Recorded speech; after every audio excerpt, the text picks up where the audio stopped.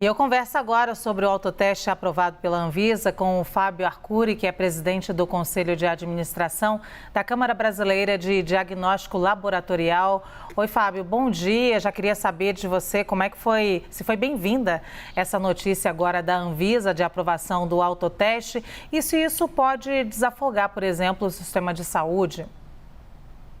Oi, Luciana, bom dia aos assinantes da CNN. A notícia é muito bem-vinda, né? A notícia é muito bem-vinda porque ela nos dá à sociedade uma nova ferramenta, ou mais uma ferramenta, no combate à pandemia. Então, a notícia é, sim, bem-vinda. A gente estava aguardando com bastante ansiedade isso e acredito que a publicação ontem da 595, da RDC 595, veio brindar essa expectativa. Então, estamos todos muito contentes com isso. E a população deve estar, todos nós devemos estar contentes com essa iniciativa da Anvisa, né? Com certeza, é mais uma ferramenta de controle, de avanço aí, para que não avance ainda mais a pandemia e a variante Ômicron. Fábio, bom dia, obrigada por falar com a gente. Dia. Agora eu te pergunto também sobre a parte prática do teste, né? É claro que vão vir ali instruções, a Anvisa falou que isso tem que estar, claro, detalhado na empresa que vai fornecer esse tipo de teste. Mas é fácil? É confiável fazer isso em casa? Olha, essa resolução, ela prevê registro, distribuição, utilização. Então, vamos falar do registro, que é onde a gente vai conseguir responder a sua pergunta. Tem que ser fácil e, por isso, os exames, os detentores do produto e que vão registrar o produto devem fazer esse teste de usabilidade. E esse teste, ele comprova que o teste é de fácil execução e, além de fácil execução, de fácil interpretação, que são duas coisas importantes. Na realidade, a gente tem três coisas importantes: entender a execução, entender a interpretação e como deve ser feito o descarte do produto. E tudo isso tem que estar muito claro nas instruções de uso, que a gente chama bula, também, como no caso de medicamentos, né? Fábio, todos os especialistas com quem eu conversei nesses últimos dias comemoraram a decisão da Anvisa que foi tomada ontem, que já estava para ser tomada nessa reunião de sexta-feira. Mas muitos frisaram alguns problemas. Por exemplo, a gente teve um problema de testagem no Brasil generalizado desde o início da pandemia. E agora esse autoteste, ele fica restrito a quem pode pagar nesse primeiro momento. Não vai ter uma distribuição de teste, por exemplo, por parte dos gestores públicos. Isso pode transformar, claro, a gente tem um Brasil, um país muito desigual, pessoas terem mais possibilidades, acesso a testes e acabar deixando a parte da população brasileira mais pobre sem possibilidade de fazer essa triagem?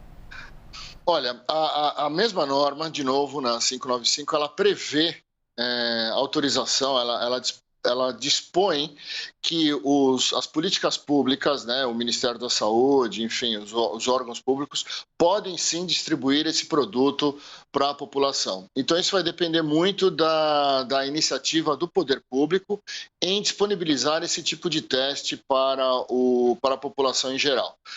Infelizmente, como já foi dito, inicialmente isso estará disponível nas farmácias. A gente ainda não tem uma noção exata do valor dos exames, do valor do teste, mas ele vai ser inicialmente, né? Ele estará disposto nas farmácias e nas farmácias e drogarias do país. Portanto, a gente tem que aguardar que o poder público possa fazer alguma coisa nesse sentido. Com relação à disponibilidade desses testes, a gente estima, entre os fabricantes nacionais e os estrangeiros, que a gente consiga ter aí por volta de 5 a 10 milhões de testes por mês. Isso é uma estimativa, ainda é muito prematuro dizer isso, mas a gente acredita que 5 a 10 milhões de testes por mês. O que atende, porque se a gente considerar que hoje o teste de antígeno feito em farmácia, na última semana a gente verificou a gente contabilizou 700 mil testes, né? De modo que a gente acha que esse número é um número bom, ou seja, de 5 a 10 milhões, essa capacidade produtiva ou capacidade de entregar ao mercado é uma capacidade adequada. Uhum. Agora, Fábio, bom, só para a gente pontuar aqui, o Ministério da Saúde disse que, por enquanto, não vai fazer essa distribuição gratuita de testes, né, de autotestes. A gente tem uma falha, bem como o Alu pontuou aí, em relação à testagem aqui no país. Com esse mecanismo a mais que a gente vai ter do autoteste, que vai ser agora, no primeiro momento, disponibilizado só para quem for comprar, de fato, o produto, a gente pode ter um impacto em relação à testagem muito positivo. Como que pode ser isso? Olha, sem dúvida nenhuma, o autoteste ele vai trazer mais informação, né? E ele, inicialmente, como já também foi dito, ele trará informação ao indivíduo. Porque o indivíduo que entrou em contato com alguma pessoa, ou que soube que entrou em contato, tendo sintoma ou não, ele vai se testar e ele tem aí uma possibilidade boa, acima de 80%, de que se testar positivo, ele realmente está positivo. E aí ele pode, se não tiver sintoma, ele já faz a quarentena. Isso já é uma maneira de você reduzir o espalhamento, né, vamos chamar assim, né, a contaminação do vírus. Se ele tiver sintoma, como a médica falou agora há pouco aí na reportagem, então, claro, ele vai ter que procurar uma assistência médica. Mas ele já sabe que ele tem uma chance muito grande de estar contaminado, porque ele fez o autoteste. E ele já pode, volto a repetir, se não tem o sintoma, ele já pode se isolar.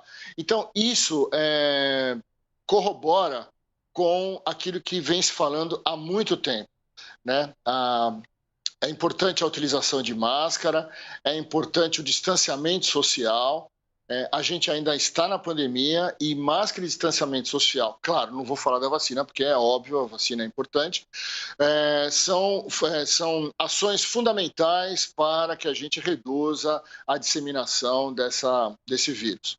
Então, o autoteste ajuda o indivíduo a se preservar e preservar as pessoas com quem ele eventualmente entraria em contato.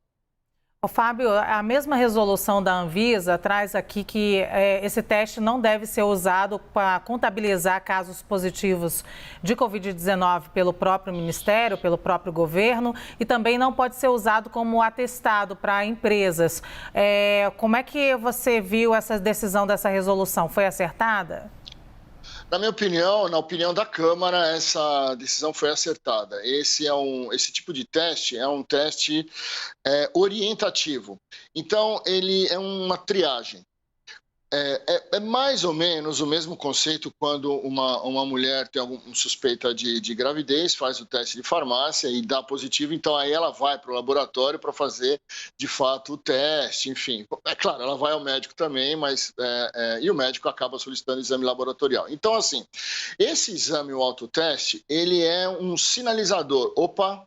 Né? E se eu tiver sintoma, um sinalizador maior ainda. Então, a decisão é acertada, porque, voltamos a dizer aqui, é um teste orientativo, é uma triagem. O indivíduo que dá positivo, ele tem que partir. Se tem sintoma, ele tem que partir para uma assistência médica e aí haverá uma confirmação disso por outros testes. E se ele não tiver sintoma, ele vai ficar em casa. Não será contabilizado, é verdade, porque hoje a norma não prevê.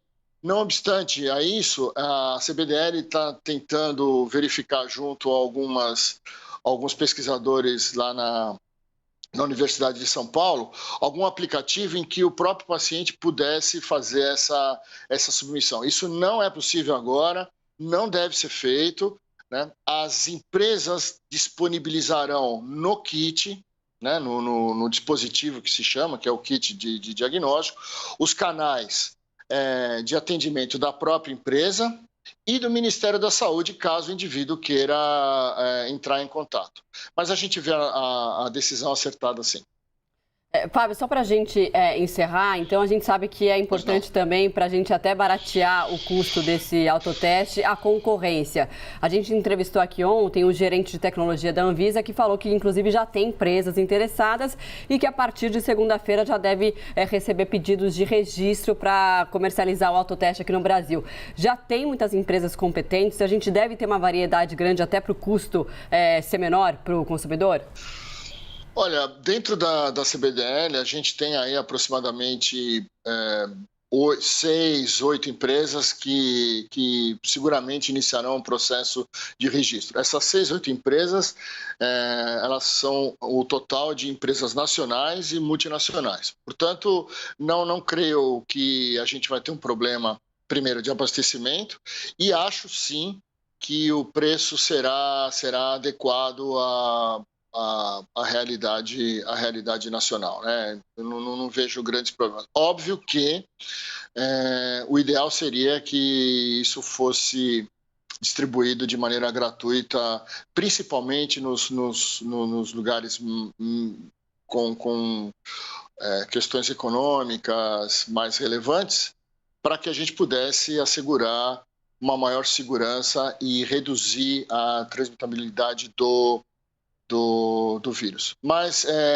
já é alguma coisa, a gente tem que comemorar e enfatizar a população, distanciamento social e uso de máscara. O vírus está aí, o número de mortes não é desprezível, aliás, qualquer vida é importante, né? Então o número de mortes não é desprezível.